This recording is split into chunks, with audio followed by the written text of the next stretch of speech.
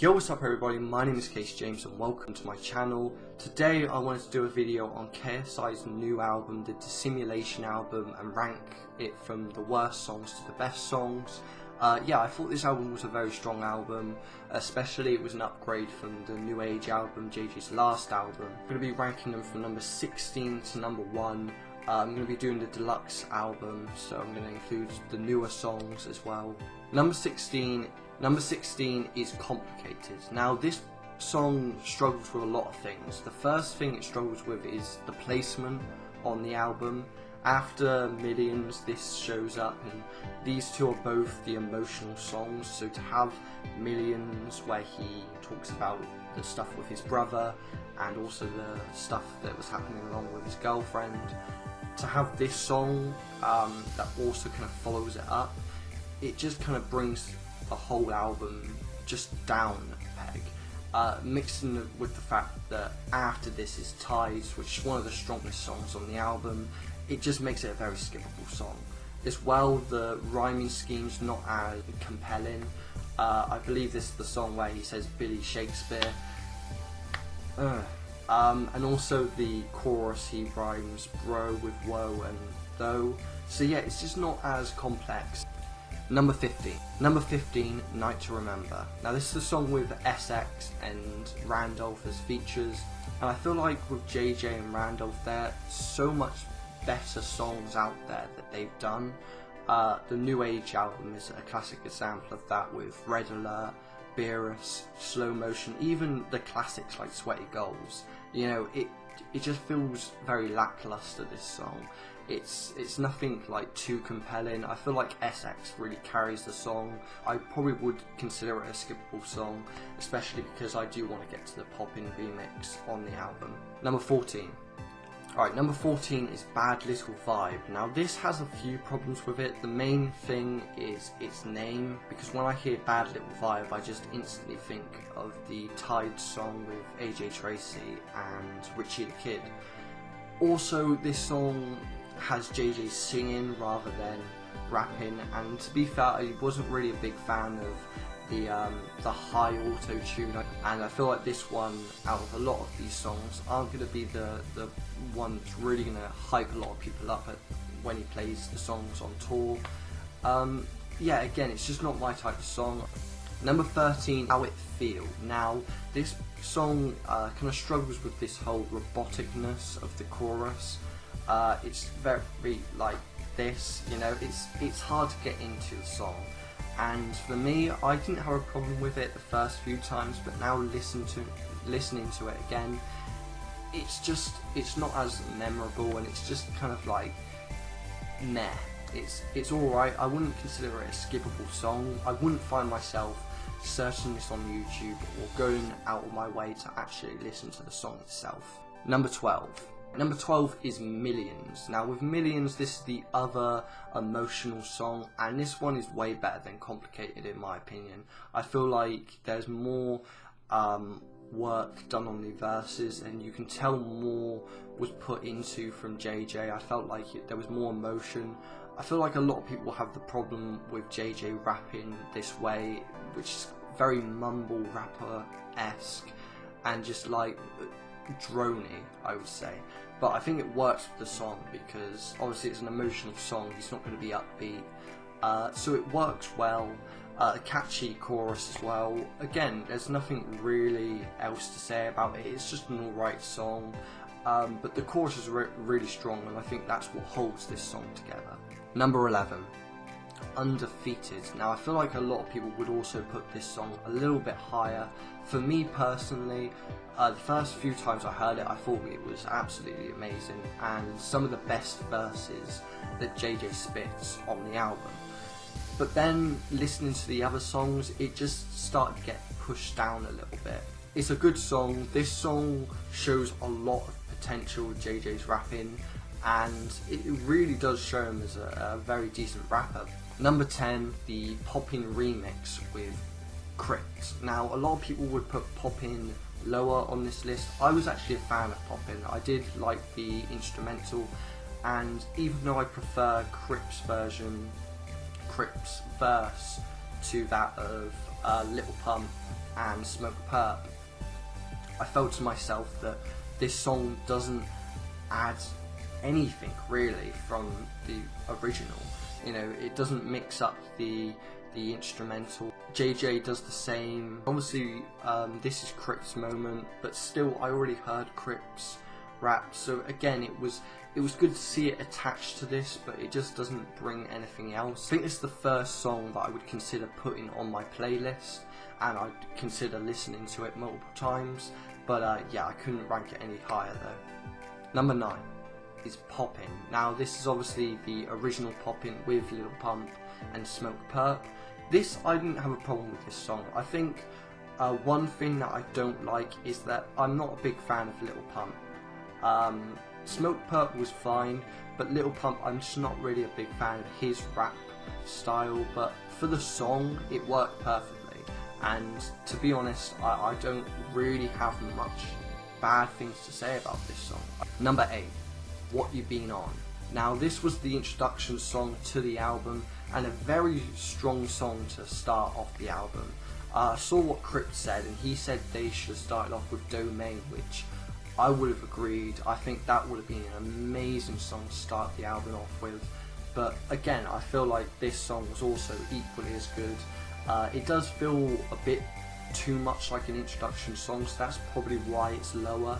But for what it is, it's a very strong song. I think this song's only about just over the 2-minute mark. But yeah, very catchy chorus, enjoyable from start to finish, and it blends nicely with the ends to the introduction of Cap. And talking about Cap, number 7 is Cap. And a few people would just say this song's alright, and I feel like the more you listen to this song, the more it grows on you.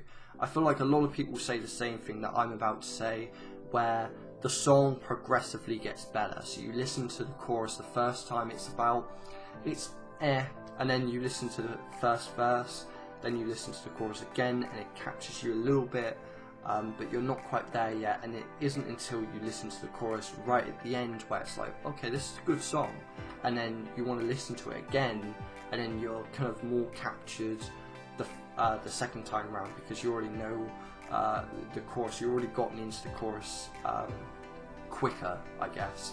So yeah, I don't really have a problem with the song. I think it's a catchy song, and I think with this song, with a lot of the other songs that I've placed higher, would be more catchy than a lot of the other ones when on tour. Number 6 is Wake Up Call. Now I saw when Crypt and also when Randolph and Mini Minter ranked this, they did it from like second bottom tier, which I was a bit shocked at. I mean, I understand the problems with this. Obviously JJ's verses is probably the weakest in terms of the whole album, but in terms of how catchy it is, in terms of just the background music, and just I got to give credit to Trippie Redd. He obviously holds this song together, in my opinion. I feel like it's just such an enjoyable song, and especially in summer, it's a very good song to have on. It definitely reminds me of Austin Powers, and even before the music video came out, I got a little bit of a groovy vibe from it. It's just really enjoyable, in my opinion. Number 5 is Tides. Now, when people were hearing about the deluxe album and the 4 new songs that were going to be added, a lot of people were quick to jump to this one, the one with AJ Tracey and Richie the Kid. And this song for me proved a lot of doubters wrong for JJ, because honestly, when you hear JJ on this album, he sounds nothing like him, especially on the chorus. Like, I was thinking that Richie the Kid sang this part for so long, and then I actually started to understand that this is actually JJ, but there's just a little bit of auto-tune on it.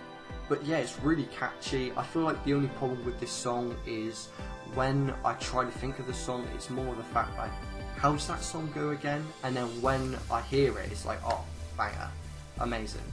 But yeah, the first song that I would have in my top 5.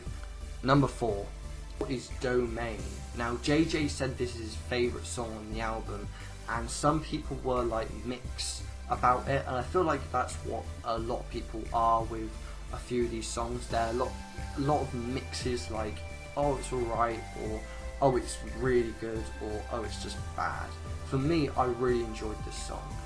It's easily the best song suited for a tour. I feel like this is going to pump everyone up when they hear it.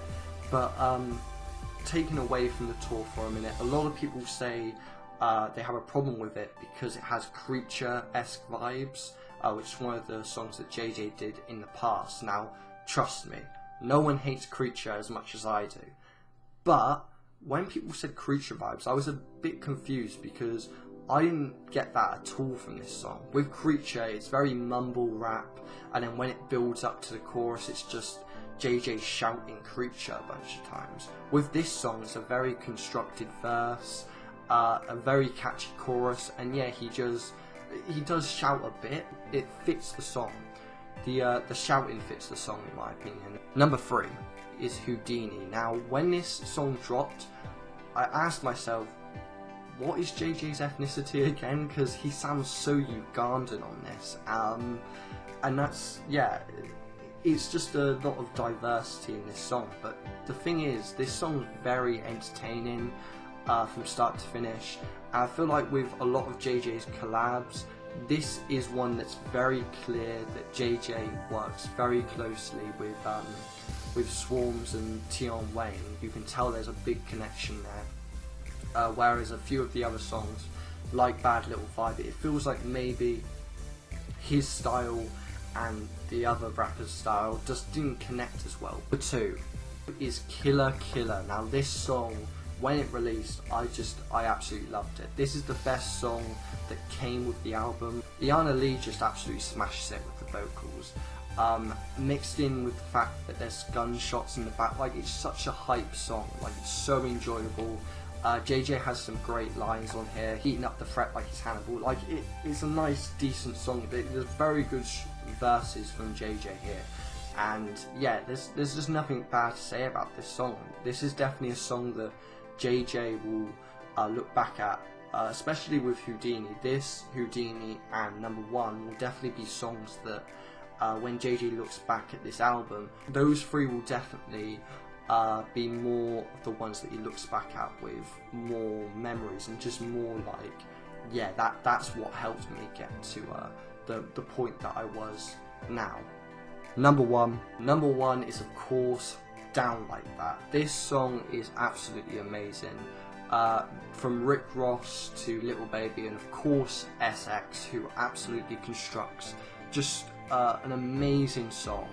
And yeah, this song's just so enjoyable, and I think it's more enjoyable if you know, if you can connect this to a moment, and a lot of people connect this to the moment that JJ beat Logan Paul, and I feel like that's why it ranks even higher, because not only was it such an enjoyable song, it has that that memorabilia to it, and yeah, I mean, having Rick Ross on a song is absolutely insane, and obviously Little Baby killed it as well.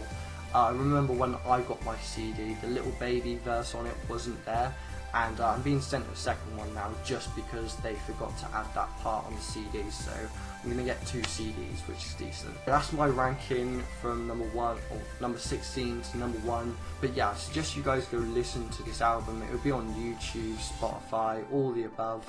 And yeah, hope you enjoyed the video. Peace.